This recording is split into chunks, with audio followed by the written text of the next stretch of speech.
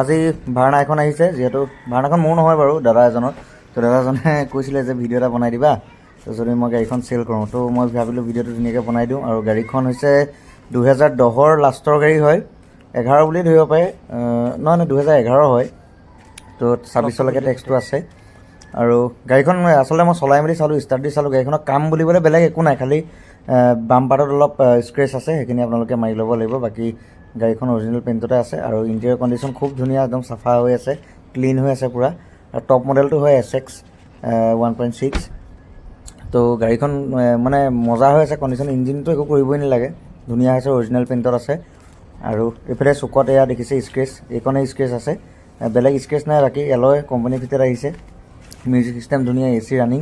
আৰু গাড়ীখনৰ তেখেতে প্ৰাইচটো ৰাখিছে 1,30,000 টকা নেগোচিয়েবল হ'ব আপোনালোকে কণ্টেক্ট কৰি ল'ব পাৰিব মই ডেছক্ৰিপশ্যনত ফোন নাম্বাৰটো দি দিম বাকী গাড়ীৰ কণ্ডিশ্যন বিৰাটেই ধুনীয়া হৈ আছে তো ভিডিঅ'টো ইমানেই আছিল আজিলৈ বাই